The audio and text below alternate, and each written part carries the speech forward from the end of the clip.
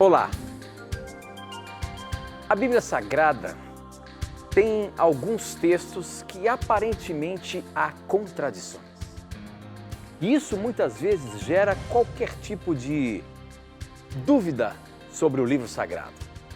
Como explicar essas supostas contradições no texto bíblico? Esta e muitas outras questões você vai acompanhar agora, pois está no ar Na Mira da Verdade.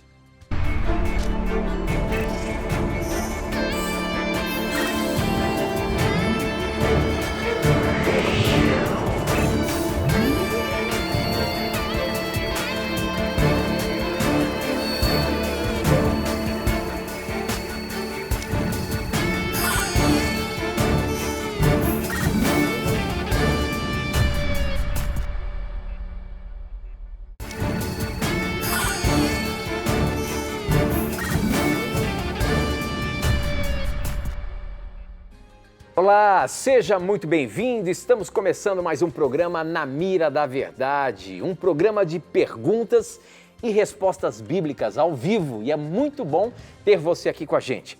A partir de agora, como eu sempre digo, nós já nos conectamos com o Brasil e o mundo através da TV Novo Tempo, espalhada por todo o nosso país, mas também pela internet, onde pode chegar em qualquer lugar do mundo.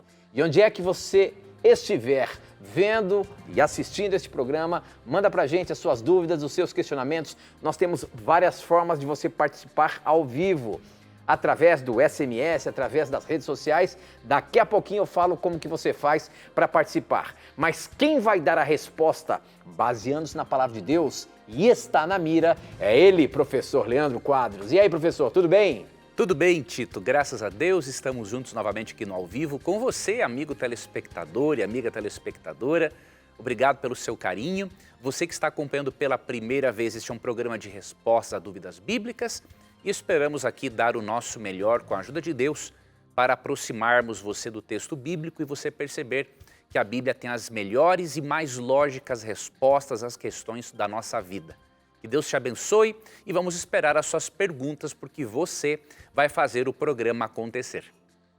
Mas deixa eu dar apenas uma explicação para você, porque que nós estivemos aí 4 programas fora. Nosso querido professor Leandro Quadros estava terminando o seu doutorado. Então eu vou ter que chamar de doutor agora? Que história é essa, rapaz? Essa foi boa. Ai, não é mais professor, agora é doutor Leandro Quadros? Quase, amigo. Agora, parabéns, meu nobre. Parabéns as aí pelo matérias, término do doutorado, né? Viu? Obrigado, meu amigo. Foram 2 anos aí de matérias, não é? E agora tem que concluir a tese. Ela já está num processo bem avançado, né? Aí depois que defender a tese e tudo mais, aí pode receber o título, né? Mas é muito bom, Tito, estudar. Quanto mais estudamos, mais vemos a nossa ignorância, né? Mais vemos o quanto precisamos sempre estar abertos ao conhecimento. E cada vez que eu estudo mais alguma coisa, Deus me mostra, olha, agradeça por aquilo que você está aprendendo, mas esteja sempre disposto a aprender mais, porque você não sabe nada. Então eu sinto Deus falando assim comigo e espero aí poder aprender coisas novas, porque eu gosto muito de ensinar, né? E ter essa oportunidade de ensinar aqui na TV é uma bênção. Eu espero continuar aí sempre melhorando para apresentar aí um conteúdo de qualidade para o nosso telespectador. E o seu doutorado é em teologia, é isso? Isso, meu amigo, é em teologia. Na área... Alguém pode perguntar, mas Leandro, se você não é pastor, né, por que você fez o doutorado em teologia pastoral, né? É que a minha tese, a área de concentração da minha tese, ela é na área apologética e eu abordo na minha tese as críticas aos adventistas na literatura brasileira. Então é uma tese de interesse, obviamente, de uma instituição adventista. E lá no NASP, um abraço para toda a coordenação, a reitoria do NASP, para professores maravilhosos. Lá, obviamente, a minha tese é mais fácil de ser aceita, porque é do interesse da instituição. Então, aí eu fiz o doutorado em teologia pastoral, tem matérias também que eu gosto muito, mesmo que a minha área seja mais apologética, né? Então, fazendo o doutorado, que é o que está disponível lá em teologia pastoral, aí eu posso apresentar essa tese que eu comecei lá no mestrado, na época da dissertação, há uns 10 anos, quando eu fiz lá na Argentina. Então, para concluir esse trabalho que vai ser útil né, para a instituição e também para as pessoas sinceras, que querem ver que muita coisa que falam do adventismo é besteira, coisas que as pessoas não sabem o que dizem. Então, vai ser importante terminar esse projeto, eu creio que aí, máximo 1 ano, talvez menos, né, isso já esteja concluído. Meus parabéns, que Deus continue te abençoando ricamente, professor. Obrigado, meu Leandro Paz. E eu convido você, telespectador, a orar por nós. Nós, como eu gosto de falar aqui, né, sempre falo, nós pisamos no terreno do inimigo. Mas em Cristo Jesus a vitória é certa. Então, ore por nós. Você que nos acompanha sabe que nós estamos aqui fazendo um trabalho para Deus, tentando ajudar você, a nós também aprendermos mais da palavra de Deus. Nós pedimos que ore por cada um de nós aqui da Novo Tempo. Nós realmente estamos aqui pisando no terreno do inimigo, mas temos a certeza de que a vitória em Cristo Jesus ela é certa, né? Bom, já que você está se formando aí em doutor em teologia, nós abrimos o programa com um assunto interessante, supostas controvérsias que existem no texto bíblico. Por exemplo, eu recebi só aqui no início do programa três questões. Uma delas é sobre a crucifixão de Cristo, que no texto de Marcos diz que ele foi crucificado a partir ali na terceira hora, né, às 9 horas da manhã, só que lá em João, no capítulo 19, vai falando o assunto ali sobre a condenação de Cristo, e perto do meio-dia Pilatos ainda estava falando com Jesus, estava mostrando ele ao povo ali para ser condenado. Como é que Marcos diz que ele foi crucificado às 9 da manhã e João está falando que foi bem depois disso, da sexta hora, né, que é o meio-dia? Como é que a gente explica essa? E tem outras também, viu, professor? Por exemplo, vou citar uma outra pergunta do Iberê Gonçalves, que também perguntou sobre a questão da cura do criado do centurião, que ali em Mateus diz que ele falou diretamente com Jesus, só que lá em Lucas, os empregados dele que foram procurar Jesus, ele não se achou digno de estar ali. Então, aparentemente, há contradição no texto bíblico. Como é que a gente explica isso? Boas perguntas, Chito. Eu vou aqui explicar esses textos bíblicos brevemente, e antes eu quero dar aqui uma introdução ao assunto para ajudar o nosso telespectador a entender o seguinte. Os evangelistas, né, os que escreveram os 4 evangelhos, Mateus, Marcos, Lucas e João, eles apresentam a mesma história, a história de Cristo, porém com perspectivas, visões diferentes. O que isso quer dizer? Um exemplo, se você e eu, telespectador, assistirmos um filme juntos, o mesmo filme, vamos descrever o filme de maneira igual? Não, isso é impossível. Por quê? Porque nós temos uma bagagem familiar, cultural diferente. Até mesmo a questão do gênero influencia. A estrutura mental do homem permite que ele veja em uma história aspectos de uma história, e a estrutura mental da mulher, e inclusive vamos considerar também faixa etária, permite-se que a pessoa veja outros detalhes da história. E se você e eu assistirmos o mesmo filme e contarmos este filme, nós não vamos, por exemplo, dizer que nós estamos nos contradizendo. Simplesmente detalhes do filme chamaram mais a minha atenção e outros detalhes do filme chamaram mais a sua atenção. Então, isto ocorre muito entre os evangelhos. Você vê que alguns aspectos da vida de Cristo chamaram mais a atenção de Mateus, Marcos, Lucas, João. Óbvio, há os chamados evangelhos sinóticos, né? aqueles que se correspondem. Tá? Só que o que acontece? Mesmo assim, cada evangelista tem uma visão diferente do acontecimento. A inspiração que é dada pelo Espírito Santo, ela não anula a personalidade e nem a individualidade de cada profeta, de cada evangelista. Ok?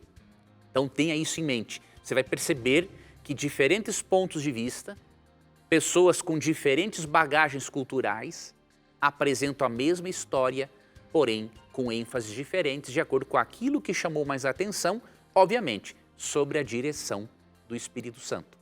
Então tenha isso em mente quando você for estudar os evangelhos. Em relação a esses textos que o Tito nos apresentou, olha que interessante, aqui em Marcos 15, 25, fala que quando o crucificaram, era a hora terceira. Isso aqui equivale 9 horas da manhã. Tá? Eles contavam na forma judaica de contar, não é? Então eles contavam a partir do nascer do sol por volta das 6 da tarde. Então a hora terceira seria 9 da manhã. 6 da manhã, né? 6 da manhã. Né? Contava a partir das 6 da manhã, né? E a hora terceira equivale às 9 da manhã. Tá? Aí o que acontece? Já em João 19, quando ele fala que o julgamento ocorreu por volta da hora sexta, aqui ele já tem em vista a forma romana de contar o tempo. E são as mesmas 9 horas da manhã. Só que por que aqui fala da hora sexta? Ou melhor, aqui 6 da manhã. Por que fala da hora sexta? Porque para eles o cômputo era a partir da meia-noite. O dia, para eles, era a partir da meia-noite, a parte escura. Na Bíblia, para o judeu, começa a partir da parte clara. Né? Então, dá um pôr do sol, já começa outro dia. Ok? Então, o que acontece aqui? Aqui, neste caso, qual é a ênfase? É dizer que, no Evangelho de João, às 6 da manhã, de acordo com o tempo romano, inicia o julgamento. Ok? No Evangelho de Marcos, no capítulo 15, quando fala das 9 horas da manhã, ali já dá o momento exato, mas o julgamento começou antes. Então, é isso que nós temos que ter em mente. Aqui em João não está dizendo especificamente a hora que Cristo foi crucificado. Em João 19, 14 está dizendo, quando fala da hora sexta que equivale a 6 da manhã no cômputo romano, está dizendo o momento em que começou o julgamento. E lá em Marcos 15, 25, mostra que após 3 horas daquele processo de julgamento, Cristo é crucificado, não é? Aqui diz em Marcos 15, 25, às 9 horas da manhã. Ok? Então, lembre-se que em João, através do cômputo romano, mostra o início do julgamento por volta das 6 da manhã, e em Marcos, quando fala das 9 da manhã, já é o momento da crucificação, ou seja, pós-julgamento. Então, eles não estão falando exatamente do mesmo evento. Marcos chamou o momento, o que chamou a atenção de Marcos foi a hora exata da crucifixão de Jesus. Agora, de João, o que chamou a atenção já foi o início do processo do julgamento. Ele não quer enfatizar a hora em que ele morreu, que ele foi crucificado. Tanto que ele veio a morrer, obviamente, depois que ele suportou toda aquela tortura na cruz. Eu tinha mais uma pergunta, Tito. Não, aqui a outra é sobre a questão da cura da filha do centurião, né? Isso mesmo. Ali em Mateus 8, não é? Tem o relato da cura da filha do centurião, e isso se repete em Lucas 7. O que acontece? No Evangelho é dito que ele falou pessoalmente com Jesus, e num outro Evangelho diz que ele mandou intermediários, os anciãos que eram líderes judeus. E aí a pergunta é, qual dos dois evangelhos está correto? Na verdade, os dois estão corretos. E aí você pergunta, Leandro, por quê? Lembra da informação inicial que eu lhe dei, de que os evangelhos apresentam os mesmos acontecimentos, com algumas perspectivas diferentes, porque algo chamou mais a atenção de um e outro detalhe chamou a atenção de outro escritor? Então, por exemplo, Mateus, ele tem um estilo mais resumido. Então, ele apresenta o diálogo direto do centurião romano, que era alguém que comandava 100 soldados, né, do batalhão, por isso centurião. Ele apresenta o diálogo direto daquele centurião com Cristo. Porque Mateus é mais resumido. Lucas já é mais detalhista. Lucas era um médico, gostava ali de detalhes, ele entrevistou pessoas. Lucas não foi uma testemunha ocular, ele entrevistou testemunhas oculares, como lemos em Lucas 1, 1 a 4. E aí Lucas, ele acrescenta a informação que, antes do centurião falar pessoalmente com Jesus, ele mandou à frente os anciãos judeus para servirem de intermediários. Então não é uma contradição. Mateus apresenta a conversa dele diretamente com Jesus e Lucas faz questão de detalhar o seguinte: olha, antes de ele conversar com Jesus pessoalmente, ele enviou à sua frente os anciãos, líderes de Israel, para fazerem aquele meio de campo. É o que acontece muitas vezes até hoje. Às vezes, se você quer falar com alguém conhecido, até com uma autoridade, muitas vezes você envia alguém antes para servir ali do meio de campo, servir de intermediário, para depois você falar pessoalmente. Como aquele centurião tinha um grande respeito por Jesus, foi o que ele fez. Então, repito, os evangelhos não estão se contradizendo, estão se complementando. Muito bem, muito bem. Para você participar do programa mandando as suas dúvidas, basta você escrever aqui um SMS, uma mensagem no seu smartphone, não pelo WhatsApp, aqui pelo SMS mesmo. E eu recebo aqui na hora. Ou então, através das redes sociais, pelo Facebook, namiradaverdade.nt, pelo Instagram, @namiradaverdade. Eu tenho uma pergunta aqui que veio pelo nosso SMS, nós temos alguns minutinhos antes do intervalo, eu vou colocar. Quem mandou foi, deixa eu ver, meu nome é Paulo de Souza, moro na cidade de Vigiade de Nazaré, no estado do Pará. Sou católico, não praticante, é verdade. Gosto muito de assistir Na Mira da Verdade e aprendo muito. Se for possível, eu gostaria que o professor Leandro Quadros comentasse sobre a mediunidade, a comunicação dos espíritos dos mortos com pessoas vivas, pois com tais comunicações realizam consultas, operações e até curam. Isso realmente pode ser verdade, uma vez que os mortos estão mortos? Obrigado. Olha só a pergunta do nosso irmão aqui, Paulo de Souza, ele que é católico e estranha um pouquinho essa questão da mediunidade. Como é que é isso, professor? Olha, Paulo, muito boa a sua pergunta e muito importante. Eu vou explicar a posição bíblica, sobre esse assunto. Antes, eu quero esclarecer aqui para algum amigo, algum irmão, espírita ou até médium. Eu tenho um grande amigo, que é médium. Eu tenho que lhe mostrar aqui uma diferença entre o espiritismo em si, a mediunidade e o espírita, e o médium. Por que eu estou fazendo essa diferença? A Bíblia, ela condena, sim, a mediunidade, ela condena a prática de consultar mortos. Mas existem muitas pessoas sinceras que vivem de acordo com a luz que elas receberam e são médiums, porque eles creem que aqueles espíritos são espíritos bons. Até mesmo porque tais espíritos, muitas vezes, quando usam o médium, é para dar orientações às outras pessoas. E muitas vezes são orientações muito boas. Só que o que acontece? A mediunidade, ela não é apoiada por Deus por alguns motivos. Primeiro, porque a Bíblia não ensina a possibilidade de um espírito de morto se comunicar com os vivos, porque a Bíblia apresenta o estado dos mortos como sendo um estado de inconsciência. Vou ler isso aqui para você.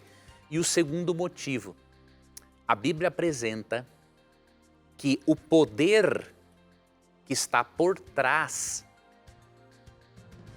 dessa mediunidade, por mais sincero que aquela pessoa seja e bem intencionada, aquele médium, ele vive de acordo com a luz que ele teve neste momento, o poder que está por trás é um poder antagônico a Deus. São anjos maus que caíram, foram expulsos dos céus e que através de milagres, manifestações, bons conselhos, palavras de sabedoria, acabam o quê? Seduzindo a pessoa para aquela doutrina, porque ao seduzir a pessoa para aquela doutrina, a pessoa vai aceitar automaticamente outras doutrinas antibíblicas que vão impedi-la de compreender devidamente o plano de salvação. Então, 2 textos aqui como exemplo. Um primeiro, entre outros muitos, que mostra o estado dos mortos de acordo com a Bíblia, e depois vou te mostrar um sobre a questão da mediunidade. Vamos ler aqui um texto que é bem importante para essa questão, que é Eclesiastes capítulo 9, versos 5, 6 e 10. Porque os vivos sabem que hão de morrer, mas os mortos não sabem coisa nenhuma. Olha como aqui é uma contradição com a Bíblia, né? Na mediunidade, os espíritos, né, que falam por meio dos médiuns sabem muita coisa, mas a Bíblia diz que não sabem coisa nenhuma. Então você percebe, não está dando para conciliar. Como o nosso tempo acabou, depois do intervalo eu vou continuar lendo Eclesiastes para você e vou continuar nessa resposta. Não sai daí não, a gente volta já já.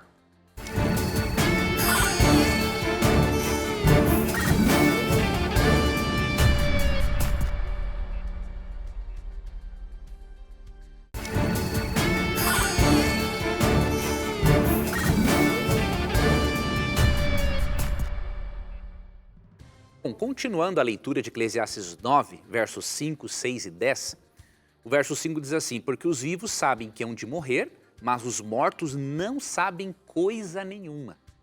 Nem tampouco terão-lhes recompensa, porque sua memória jaz no esquecimento. Então, os espíritos que falam por meio dos médiuns demonstram, sim, conhecimento e grande conhecimento. Só que aqui é dito que os mortos não sabem coisa nenhuma. Então, aqui nós temos um dilema. Quem está com a razão, a Bíblia ou o Espiritismo? Vamos continuar, verso 6. Amor, ódio e inveja, para eles já pereceram. Ou seja, os mortos não sentem amor, não sentem ódio e não sentem inveja.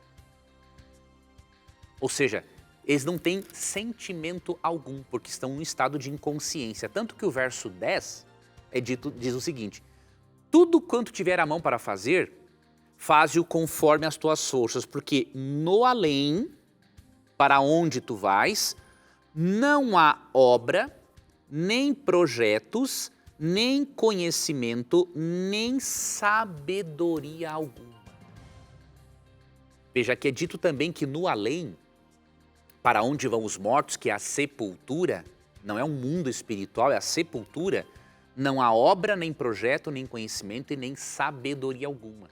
Porém, os espíritos que falam por meio dos médiuns revelam sabedoria, revelam conhecimento, dão conselhos.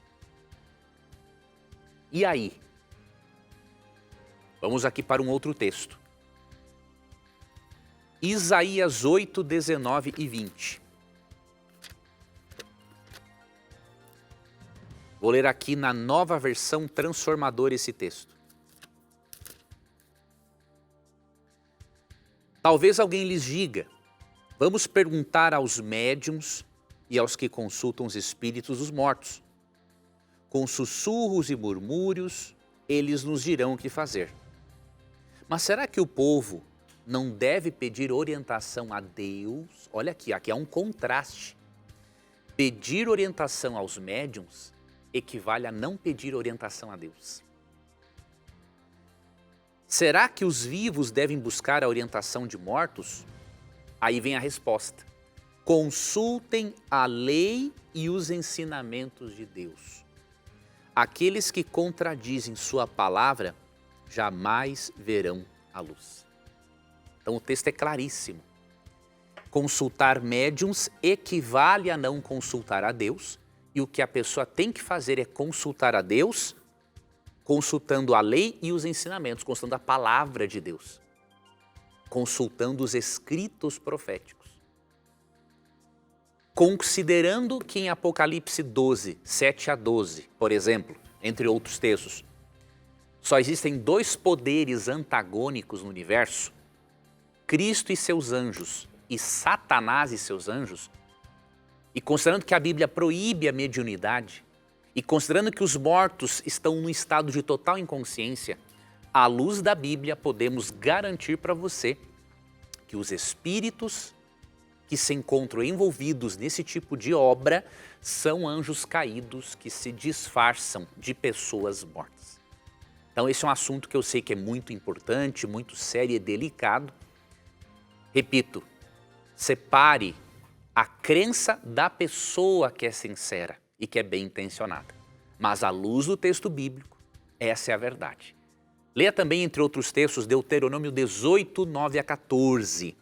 Ali você vê claramente a proibição de Deus de consultar tanto médios quanto praticar feitiçaria, agouro e qualquer outra atividade desse tipo. Muito bem, muito bem. Aqui no Instagram o pessoal está participando bastante e tem bastante pergunta. Obrigado pela sua participação. Continue mandando a sua dúvida pelo Instagram, pelo Facebook, pelo SMS, que ela vai entrar na mira. Como, por exemplo, a pergunta da Rita. Ela é de Tavares, na Paraíba, e ela gostaria de saber, professor, se é pecado morar um casal junto sem ser casado. A Bíblia condena isso?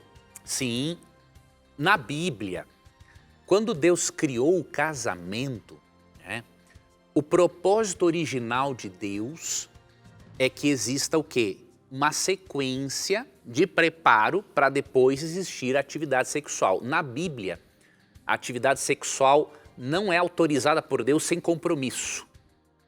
Esse que é o detalhe, tá? Então, óbvio, muitas pessoas sinceras, amorosas, bondosas, não sabem disso. E outras que sabem acabaram não conseguindo viver este plano.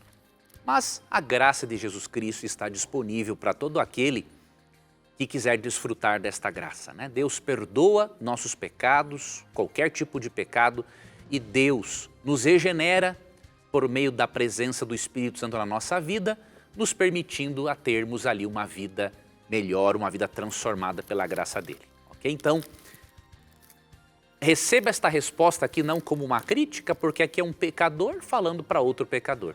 Receba sim essa instrução de Deus e a partir daqui você vai, obviamente, pedir ajuda a Ele para colocar a sua vida em dia com Deus. Agora, em Gênesis 2:24, nós percebemos a ordem das coisas, diríamos assim, antes da atividade sexual. Gênesis 2:24, ó. Por isso deixa o homem pai e mãe, independência, tá? Se une à sua mulher, casamento, tornando-se os dois uma só carne, atividade sexual. E vínculo, obviamente, mental e espiritual mais profundo. Então, esta é a sequência na Bíblia. Na criação do Gênesis, foi isso que aconteceu. E ali, neste caso, foi Deus quem pessoalmente fez o matrimônio de Adão e Eva. Okay? Então, esta é a sequência na Bíblia. A Bíblia chama a atividade sexual fora do matrimônio de fornicação.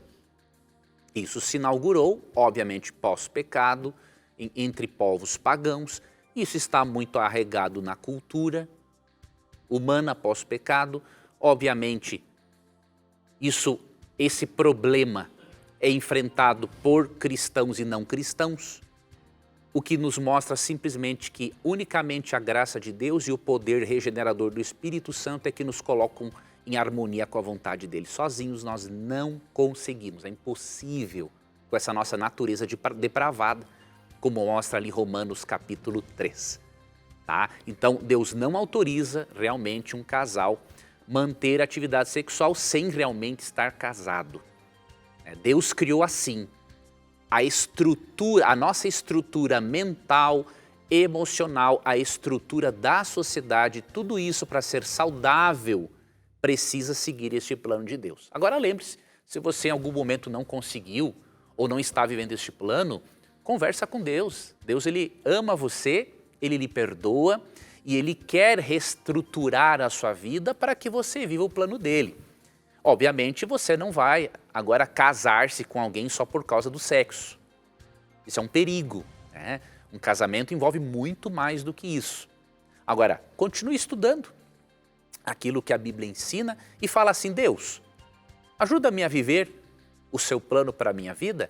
E aí Ele, por meio do poder do Espírito, Ele vai arrumar as coisas na sua vida. Muito bom, hein, professor? Olha só, tem uma pergunta aqui no Facebook, o pessoal está acompanhando a live do Facebook, nós estamos transmitindo também pelo Facebook e você pode compartilhar esse link para que mais pessoas tenham a chance de tirar dúvidas da Palavra de Deus, fazendo as suas perguntas aqui para o programa Na Mira da Verdade, tá bom? Compartilha lá, chame os seus amigos para que assistam o programa e aprendam mais da Palavra de Deus. A Edith Pedroso, ela diz o seguinte: boa noite, Tito, professor Leandro, sou Edith, moro em Joinville, Santa Catarina, sou católica. Lendo Atos dos Apóstolos, no capítulo 8, versos 38, 39 e 40, não entendi muito bem como Filipe foi transportado até Azote. Desde já agradeço, gosto muito do programa, Deus abençoe vocês. Muito obrigado, minha irmã, por participar aqui. E eu convido você também que está assistindo o programa, das mais diversas denominações religiosas. Se você tem uma dúvida, manda pra gente, diga de qual igreja você é. Vamos juntos nos unirmos como igrejas para aprendermos mais da palavra de Deus, tá bom? Diga de qual igreja você pertence e manda a sua pergunta pra gente. A Edith é católica e ela tem essa dúvida sobre, aparentemente houve um transporte sobrenatural de Filipe ali, professor? Realmente foi algo sobrenatural. Muito obrigado mais uma irmã católica, né, que está acompanhando o nosso programa. Realmente, minha irmã, aqui em Atos 8:39, olha o que aconteceu. Ó. Quando saíram da água, o Espírito do Senhor, que é o Espírito Santo, arrebatou a Filipe, não o vendo mais o eunuco. E esse foi seguindo o seu caminho cheio de júbilo. Mas Filipe veio achar-se em Azoto e, passando além, evangelizava todas as cidades até chegar a Cesareia. Foi realmente algo sobrenatural. O Espírito Santo fez com que o evangelista Filipe saísse de uma localização e fosse para outra para ele continuar a sua obra de evangelização. Veja, Deus não mede esforços, Deus não economiza poder sobrenatural para alcançar pessoas para o reino dele. Então veja a ênfase que a Bíblia dá, especialmente aqui no livro de Atos, à evangelização. Então realmente, minha irmã, isso foi algo sobrenatural. Olha, outra coisa... Ok? Olha, outra coisa aqui, eu estou acompanhando o pessoal que está assistindo a gente pelo Facebook. A Micaela Mendieta, eu acho que ela é hispana, não falou aqui de qual lugar que ela é, mas ela diz o seguinte: Deus permite o divórcio quando há maltrato psicológico? Ou seja, Deus permite o divórcio quando há maus trato psicológico, por exemplo? Quando tem esse tipo de problema, há permissão bíblica para o divórcio? Essa pergunta é muito importante e complexa.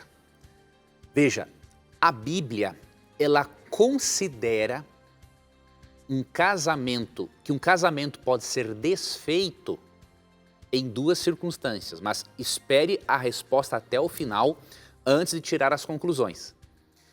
A Bíblia considera a possibilidade, não que é o plano de Deus, né? O plano de Deus é que o casamento dure para sempre. Mas estamos num mundo de pecado e o pecado corrompeu tudo e todos. Né? De acordo com Mateus capítulo 5:32 e Mateus 19, verso 9, um dos motivos pelos quais Deus permite um divórcio e um novo matrimônio é quando há imoralidade sexual. A palavra grega para adultério, que aparece em Mateus 19:9, por exemplo, é a palavra porneia, de onde vem a palavra pornografia. E ela não se refere ao adultério apenas propriamente dito, tá? Porneia, ali no texto, se refere a adultério, a incesto, bestialidade, homossexualidade, lesbianismo e por aí vai. Então, qualquer prática sexual condenada pela Bíblia, quando há isso envolvido numa relação, há uma autorização, sim, para um divórcio e um novo matrimônio. Obviamente que é sempre preferível que o casal tente se reconciliar, a não ser com exceção quando há, óbvio, pedofilia ou coisa parecida, não tem como. Não tem como, ou incesto. Não tem como um ser humano normal conseguir ter uma relação sexual novamente com o cônjuge sabendo que este abusou de um próprio filho. Então aí já acabou mesmo, destruir tudo, segue a vida, tá?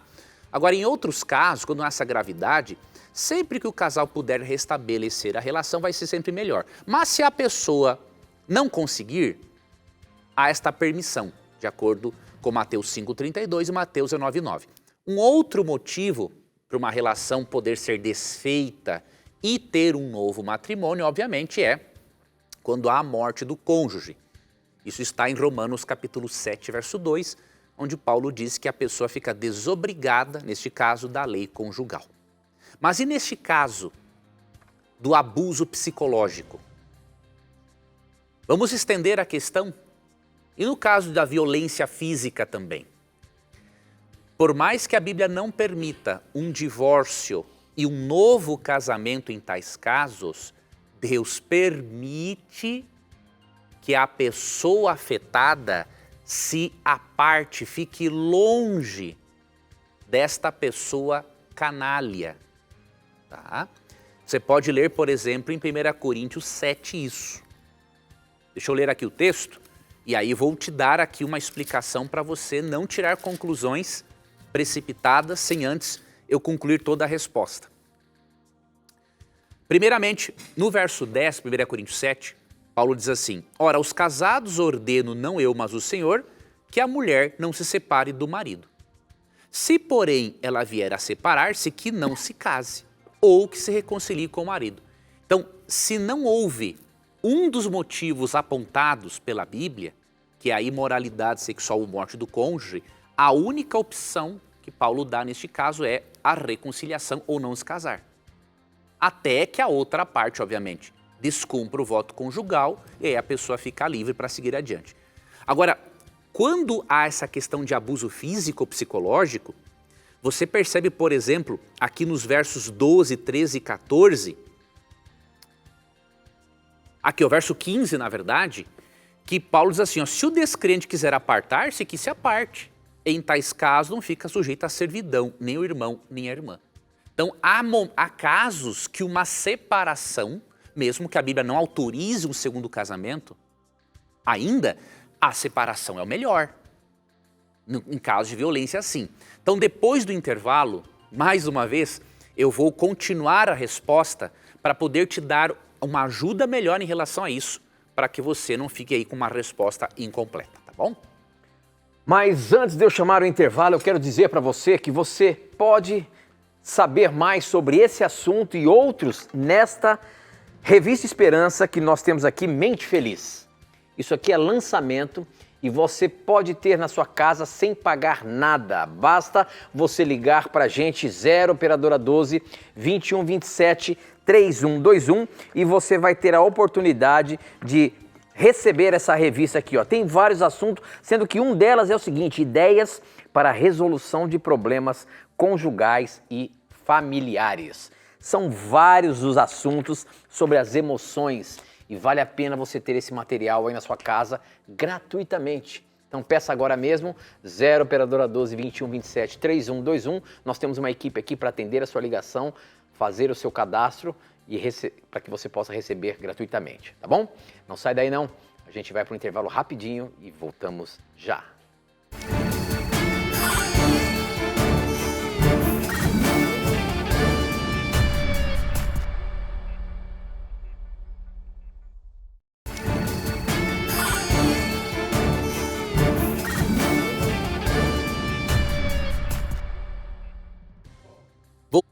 Nossa resposta, talvez você esteja acompanhando o programa a partir de agora e a resposta pareça incompleta. Eu peço para você que depois, quando você acompanhar a reprise ou depois acessar pelo YouTube, volta um pouquinho para você pegar a resposta completa antes de chegar a uma conclusão, tá?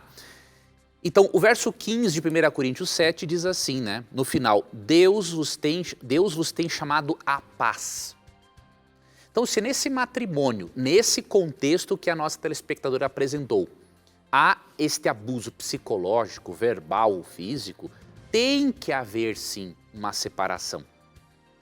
Repito, a Bíblia não autorizou um divórcio e um novo casamento, mas você precisa proteger a sua integridade física e psicológica. Então, aparta-se desta pessoa abusadora, ok? E só aceita retornar para a relação se essa pessoa se comprometer a fazer terapia por, no mínimo, 1 ano. É comprovado que qualquer abusador, ou abusadora também, mas qualquer pessoa que abusa, psicologicamente ou fisicamente de outra pessoa, um cônjuge, se ela não fizer pelo menos 1 ano de terapia, ela vai voltar a fazer tudo de novo. E não é isso que você quer.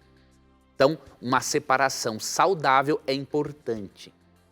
Agora, mantenha-se fiel à palavra de Deus. Aí você pergunta-se, Leandro, mas como que vai ser a minha vida? Como é que eu vou ficar sozinho para sempre? Isso não vai acontecer, por quê?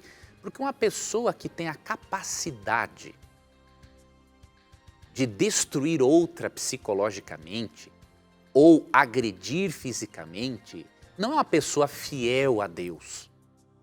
Esta pessoa vai acabar indo para um outro caminho, vai seguir um outro caminho, e aí depois disso você estará perfeitamente livre para seguir a sua vida adiante. Ok? E este é um período importante, até porque se você passa por um processo desses, não obedece à palavra de Deus e não dá um tempo para a sua cura emocional, a possibilidade de você escolher uma pessoa errada é muito maior depois. Então tem que ter um trabalho psicoterapêutico, espiritual, para que a pessoa esteja preparada para uma nova relação. Então considere todos esses aspectos, inclusive a parte anterior da resposta. Lembre-se, Deus não chamou você para tolerar esse tipo de coisa. Proteja a sua integridade física e emocional, mas mantenha-se obediente à palavra de Deus, porque Ele vai arrumar a sua vida. Mais uma questão aqui, quem mandou foi o José Alberto Mateus. A pergunta dele é o seguinte: boa noite, meu nome é José Alberto, sou católico e queria pedir que me explicassem Apocalipse 14, 3 e 4. Os 144 mil, quem são esses homens? A pergunta aí do José Alberto sobre os 144 mil lá de 144 mil lá de Apocalipse 14, professor, os versinhos 3 e 4. Quem são esses 144 mil que a Bíblia fala aqui que serão salvos? Veja, aqui em Apocalipse 14, 1 a 5, nós percebemos aqui a menção aos 144 mil, bem como em Apocalipse no capítulo 7, tá? E aí você pergunta, quem são os 144 mil? Quando você faz uma leitura aqui do capítulo 14, 1 a 5 e também no capítulo 7, você chega à seguinte conclusão, que se referem aos justos que estarão vivos por ocasião da volta de Cristo e que venceram durante a grande tribulação. Você vê ali em Apocalipse 13 que vai haver um momento de tribulação, de perseguição aos cristãos novamente. Ali vai haver até um boicote econômico contra aqueles que aceitarem o sinal da autoridade do poder representado pela besta, em Apocalipse 13. Então, os 144 mil são as pessoas que sobreviveram. Ou melhor, não que sobreviveram, que resistiram a este período de grande prova. Ok? E aí você pergunta, por que 144 mil? O número é simbólico. João tem em mente aqui um número militar. Se você for para o capítulo 7, você percebe que o apóstolo João, ele multiplica 12 tribos de Israel por 12 mil soldados cada um. 12 mil pessoas cada um. Por que isso acontece? No Antigo Testamento, as 12 tribos de Israel, quando saíam em muitas batalhas, eram compostas por 1000 soldados. Aí você pergunta, mas Leandro, daria 12 mil neste caso. Realmente, 12 tribos com 1000 soldados cada um, 12 mil soldados. Só que João no Apocalipse, ele menciona o número 12 em referência às 12 tribos de Israel e também o número 12 em referência aos 12 apóstolos. Então ele fala do povo de Deus no Antigo Testamento e do Novo Testamento. Tá? E aí ele multiplica esse 12 vezes 12 vezes 1000 para dar os 144 mil, para dizer o seguinte, que o povo de Deus, pouco antes da volta de Cristo, será a igreja militante. Vai militar contra as forças do mal, para depois ser a igreja triunfante quando Jesus voltar. Então o apóstolo tem esse número militar em mente, para mostrar que assim como o povo de Israel militava no passado contra povos pagãos e forças do mal, a igreja de Deus vai militar, não com armas, mas com a espada do Espírito, que é a palavra de Deus, diz Efésios 6, 17, vai militar contra as forças do mal, pregando o evangelho eterno, contextualizado nas 3 mensagens finais de Deus à humanidade, em Apocalipse 14, 6 a 12. Então, é um número simbólico que descreve os justos vivos e que militaram contra as forças do mal pouco antes da volta de Cristo. Muito bom, muito bom. Aqui pelo Instagram, olha só a pergunta do Isaac. Ele diz o seguinte: amigos, amo vocês. O Na Mira da Verdade fez parte da minha conversão do agnosticismo para o adventismo. Grande abraço, sincero. A minha dúvida é, eu gosto de tomar café, café, mas eu quero seguir a palavra de Deus e para isso quero saber se há algum pecado em beber café para ajudar nos estudos e no trabalho. É pecado? Professor, e aí ele fala, não é só isso não. E eu já vi vários irmãos e até líderes bebendo Coca-Cola que também tem cafeína. Como é que fica isso, professor? Por que há esse negócio de beber café é pecado ou prejudicial? Como é que é isso? Eu acho que é melhor a gente esclarecer essa questão. Sim. Olha, eu gostei muito de saber que esse amigo agnóstico, né, acabou se tornando um cristão adventista por meio do Na Mira. Depois eu vou pegar o seu contato, vou escrever para você, quero saber mais a sua história, meu irmão. Obrigado por você repartir isso conosco. É uma bênção nós percebermos que Deus, por meio da palavra dele, tem alcançado muitos agnósticos, muitos ateus sinceros também. Tá? Veja bem, meu irmão, realmente tudo aquilo que faz mal para a nossa saúde não é do plano de Deus para a nossa vida. Só que cada um de nós tem uma dificuldade. Nós somos seres de hábitos, né? E nós formamos hábitos. E para superar certos hábitos não é fácil, requer tempo. Então veja, meu irmão, no seu caso, Deus já está muito, muito feliz com a sua conversão. Você saiu do agnosticismo, se tornou um cristão adventista do 7º dia. Algumas coisas na sua vida vão melhorando com o passar do tempo, tá? Então, o que acontece? Realmente, a cafeína, ela não é saudável. Ele já até explicou ali, ó, porque ele bebe para ter mais disposição no trabalho e nos estudos. Então, ou seja, que mantém acordado, como é que é? Então, ela mexe com o organismo, né, professor? Mexe bastante. É um estimulante, Tito, que ao mesmo tempo que dá energia, rouba a energia do organismo. Né? Então, por exemplo, para estimular o cérebro para o trabalho e para outras atividades, essa energia exigida do cérebro, ele vai cobrar do corpo depois. Então, olha, há um constante roubo de energia. O cérebro é superestimulado, despendeu de uma energia maior, e aí ele vai tirar essa energia do corpo. E aí a pessoa entra naquele ciclo. E aí acontece o vício também. Então, há pessoas que, se não tomarem o café, vão ter dor de cabeça, irritabilidade, sonolência. Então, tudo aquilo que nos vicia realmente não faz parte do plano de Deus. Agora, essa é a sua dificuldade. Então, você conversa com Deus sobre ela. Fala assim, Senhor, eu gosto de um café. Me ajuda, Senhor Deus, a formar o hábito de me estimular de uma forma mais natural possível. Deus vai te ajudar. Deus não vai deixar de te amar e nem vai te jogar agora no inferno de cabeça para baixo por isso. Mas lembre-se que quanto mais você tiver saúde, melhor será a sua luta contra o mal, contra o pecado e tudo mais. Então começa a fazer alguns substitutos. Por exemplo, gosta muito ainda do sabor do café? Tenta substituir por um café descafeinado. Ou tenta substituir por uma cevada. Tem gente que se adapta, tem outros que não se adaptam.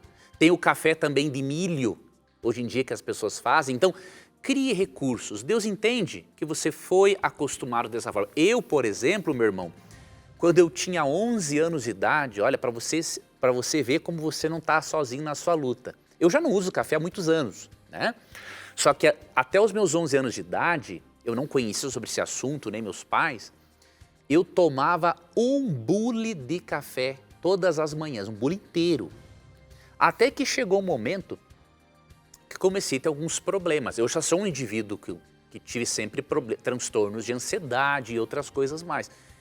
E aí eu não estava bem do fígado também, minha mãe me levou até o pediatra na época. E o pediatra falou para ela, achou estranho aquilo, aquele superestímulo, aquele problema no fígado e tal. E aí ele conversou com a minha mãe e tal, e aí ele perguntou, mas como é que é quais são os hábitos alimentares desse menino? E a minha mãe falou, olha, ele come isso, isso e aquilo, e de manhã ele gosta de tomar café. E ele perguntou assim, mas qual é a quantidade de café que ele toma? Ah, ele toma mais ou menos um bule por dia. Ah, então tá explicado. Para esse menino você não pode dar café nunca mais. Aí a minha mãe me tirou o café naquela época. Foi difícil? Foi, mas melhorou a minha saúde, né? Então, pegue coisas alternativas. E realmente, tu falou uma coisa importante, não permita que outros fiquem julgando você. O seu problema agora é o café, mas tem outros que são intemperantes, por exemplo, o refrigerante. Esse é um problema que eu diminui muito, que eu usava muito e gosto ainda. Só que a quantidade de açúcar que tem um refrigerante também faz muito mal. Então, o que nós temos que fazer?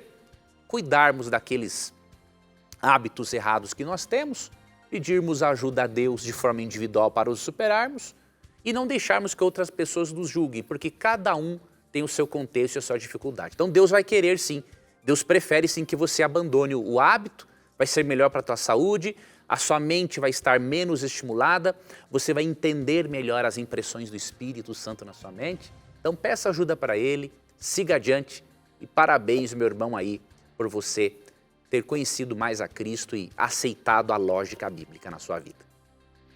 Professor, tem 2 minutinhos para você responder essa pergunta da Dalila aqui. Ela diz o seguinte, a roupa, a vestimenta é ponto de salvação? Eu posso ir de qualquer jeito para o altar? O que a Bíblia diz sobre esse assunto? Eu posso ir de qualquer jeito para o altar, prestar um culto a Deus, professor? Veja, quando a pessoa não conhece a Jesus, ela tem que ir a Jesus do jeito que ela está. Então, se eu estiver falando agora, por exemplo, para uma garota de programa que está na rua vestido, ou está me assistindo, vestido do jeito que está, uma pessoa, um travesti, se Deus tocar no seu coração, vá para a igreja do jeito que você está. O Espírito Santo está lhe chamando. Quando você aceitar a graça dele, ele vai começar um processo de transformação na sua vida. E aí, 1 Timóteo 2, 9 e 10 mostra que Deus quer que nós aprendamos a nos vestirmos de forma modesta, decente, pura. Por quê? Porque há um princípio aqui por trás do testemunho cristão. Ali no verso 10, 1 Timóteo 2, é dito que nós devemos chamar mais a atenção para quem nós somos, para as obras que praticamos por causa da aceitação do Evangelho, do que para aquilo que nós usamos no corpo. Então esse é um princípio, sim, de modéstia cristã, que é muito importante. Ele não compra a sua salvação, mas ele é o resultado de uma vida transformada. Então vá a Jesus do jeito que você está e ele vai transformar você para ser do jeito que ele quer que você seja. Muito bom, professor, muito bom. Com essa nós encerramos mais um Na Mira da Verdade. Eu espero você a semana que vem, se Deus quiser.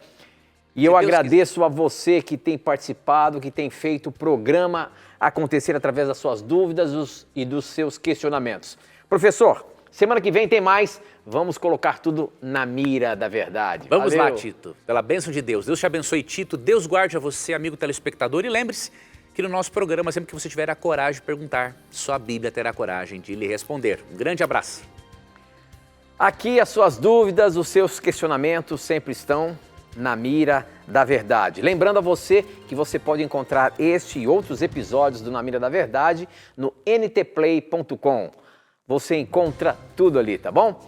Não sai daí não, a gente se encontra mais pra frente a semana que vem, mas tem programação boa pra você aí, tá bom? A gente volta semana que vem, se Deus quiser. Tchau!